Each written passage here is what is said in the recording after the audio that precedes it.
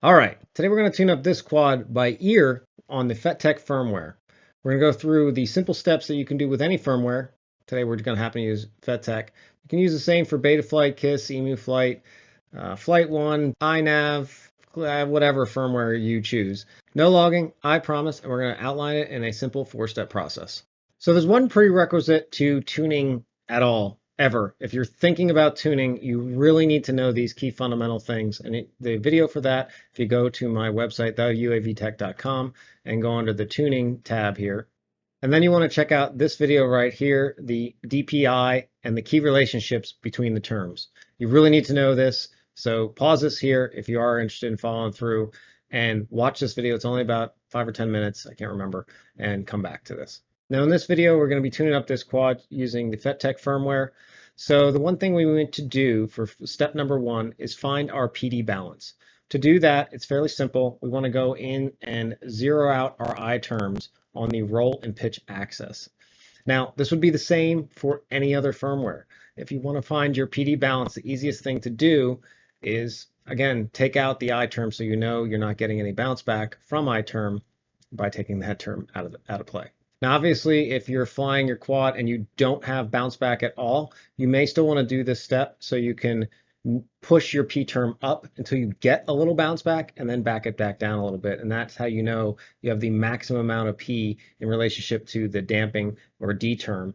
And that's going to be what you want for optimal flight performance. So for example, in Betaflight, you may not have bounce back because it doesn't really have much bounce back on defaults for many quads, but it might be something you still want to do to induce it so you can kind of know where you're at on that top ratio. We are leaving our P and I the same for y'all, and we will come back and talk about those in a little bit. So in the next 2 little bits of flight, I'm going to first put up one where we have P term bounce back. And again, we know it's not I term induced because we zeroed out I term.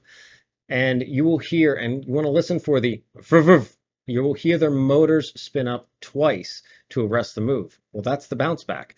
It might be a little hard to see, but you will distinctly hear it, and I'll try to amplify that and make that really drawn out in post-edit here. And then I'm going to put up a second reel where we have the critically damped step response where you're just going to hear one rev, where it's vroom, and it's going to be no bounce back. So what's happening is when your quad's spinning and you hear the vroom, vroom, that means it's going down and back up. You're going vroom, vroom. That's what that sound is. So you know you have a little bit of bounce back there. You're under damped in that scenario. Whereas you have the vroom, that means it's just braking right on, where it needs to be for its stopping point. One motor rev, and that is a sign that you're at the critically damped position. You want to push your P term up. Now with FETTEC, it's under damped by default for most quads, I would say right now. But if on Betaflight or whatnot, you want to keep pushing your P term up until you hear the vroom, vroom, and then back it down until it's just vroom and stops. So let's listen to those 2 things so you can kind of hear what they sound like.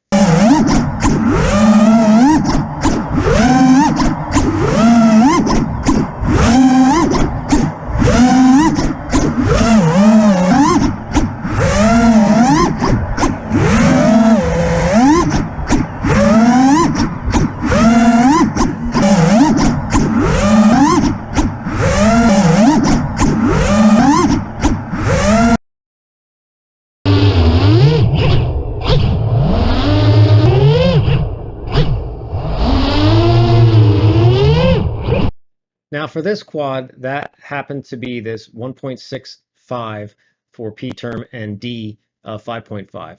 What I did is really just I kept ramping up the D term. So I kept adding more D term because just by experience and whatnot, I knew it was running a little low on Ds.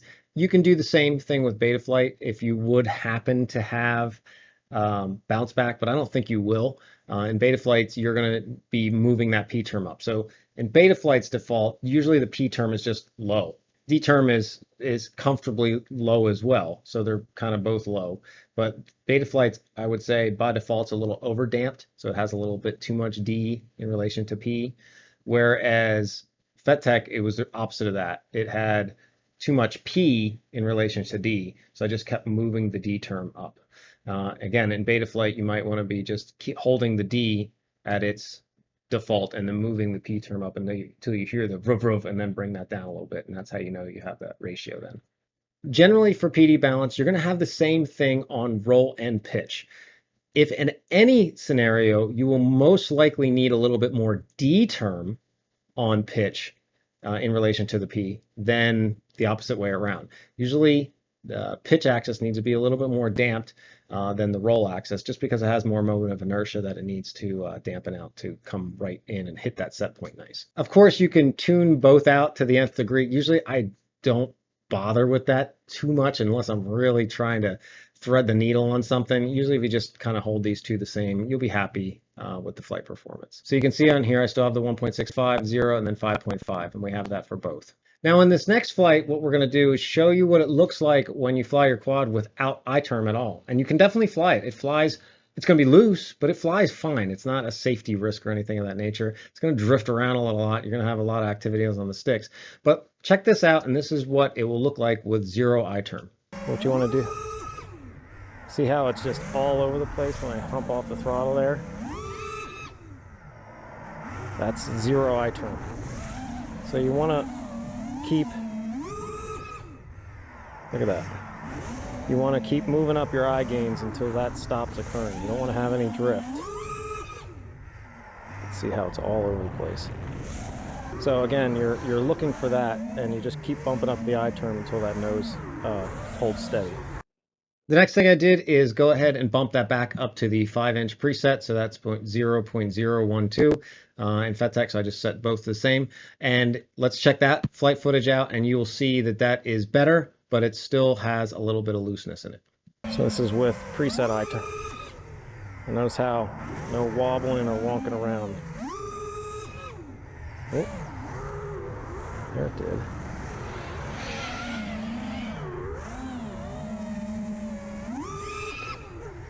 What the hell?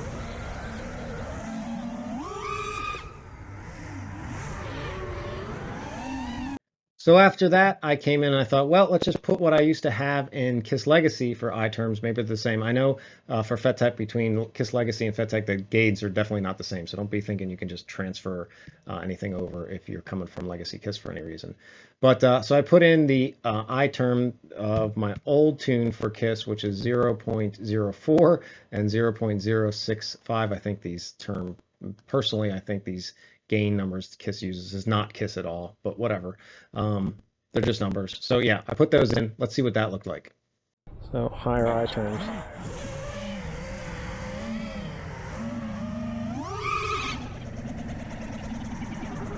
That's too high.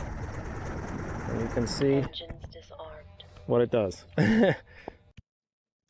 Okay, so you can definitely see if you go too high, you know, you got to be a little careful. It was fine, but trust me, I was pretty low on the throttle there to get it to come back down. So be a little careful. Don't just go crazy on your I-terms. You will get I-term oscillation when you punch it, and it won't stop. So yeah, it's not fly me to the moon exactly. I guess if you go too far, technically, it could just keep going up. You might have to disarm pretty high in the air. So be a little careful as you're moving those I-terms up. That was kind of drastic. I made a huge change, so I wouldn't suggest making such huge swings like that. In beta flight, you'd have to go up to like 150 or 200 on the I-term or something like that to get that kind of reaction. So I think in beta flight, you'd know you're going pretty drastic. Those terms are kind of more equivalented with each other, so you can get like a better sense of range, where I think KISS is just kind of all over the place personally, but maybe that's just I'm not used to it. So recognize there was still some drift. I wanted to bump up, and I thought, well, let's just double the I-term gains in that regard. So I went with the 0.025, and let's check out what that looks like. There we go. There we go, better. There we go, no drift.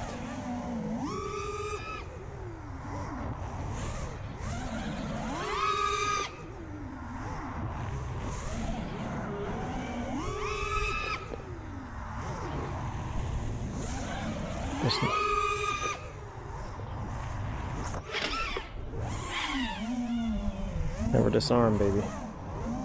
All right, so you can get the idea. Just looking at those trees, how it's not drifting. And your throttle should get better too.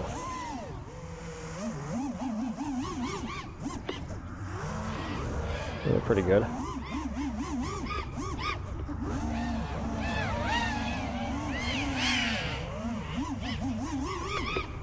Pretty good, right? Way better than Kiss Legacy.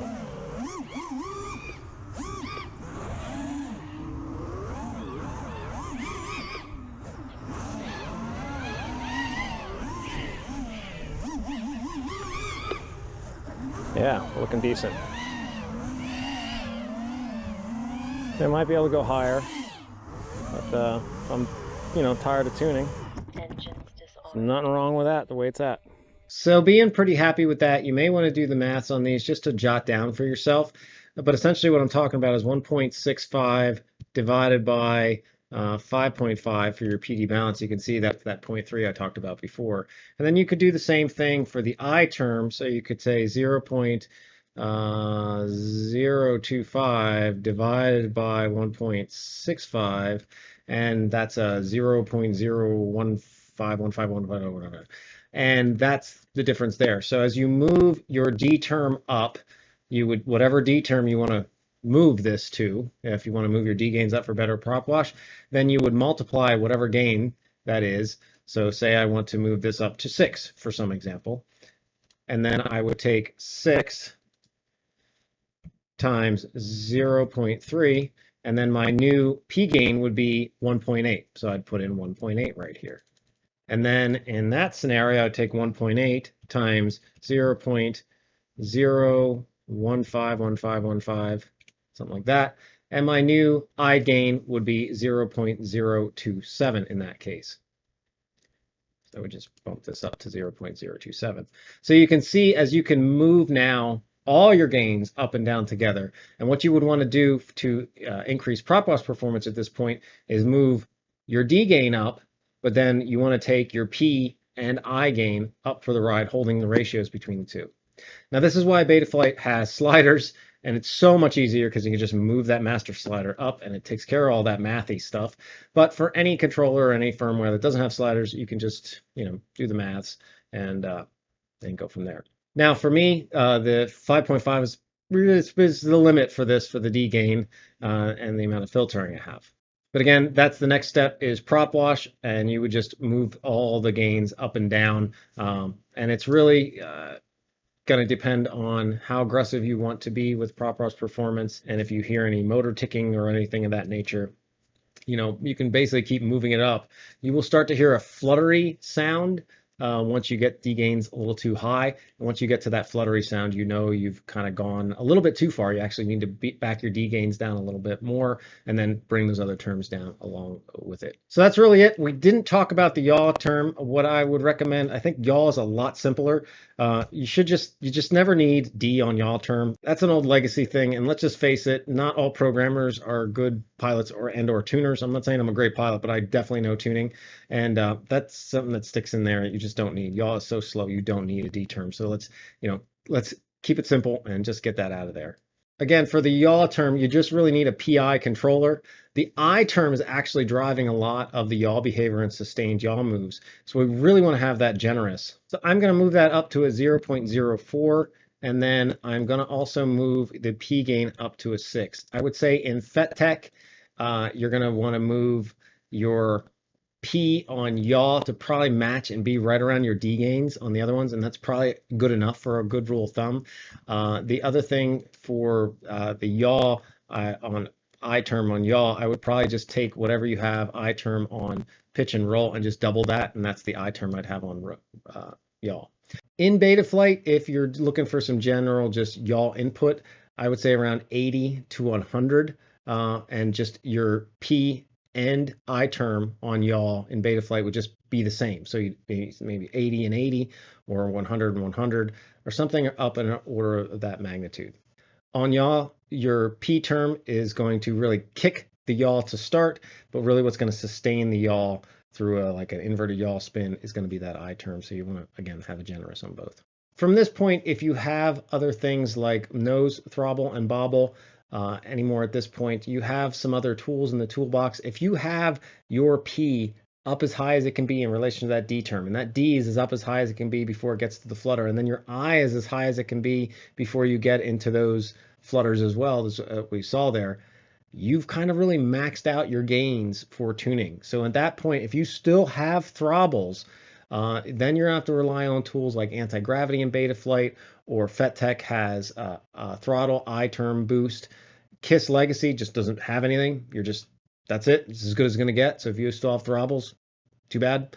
And Ultra, I don't know if they have a tool. I don't think they have a tool as well. So if you do all this for an Ultra, and you get to the end of the yellow brick road, that's as good as it's going to get on that. But this is where it separates it kind of from the wheat from the thatch on firmwares, these additional tools. So like, for example, we can go in on FETTEC here and go into the tunings tab, and this is this throttle I boost. You could start to move that up to see if that can help if you still have some throbbles, things of that nature. If you have some I term bounce back after you have those higher I terms, you can start to mess with these I raise and fall. In Betaflight, you won't have I term bounce back because of that I term relax. It's just not an issue anymore. So again, this is where we separate the wheat from the thatch, and different firmwares will have different features that will let you go out and beyond what a standard pitted controller can do, since you've kind of maxed out all those variables. And if you still have any issues, if they don't have the tools, you're stuck. But if you do, great, you can start to mess with those tools. But that would be for another video. Thanks, everybody. I hope this helped. If you are interested in some more depth on yaw tuning, I made this video right here for you to check out.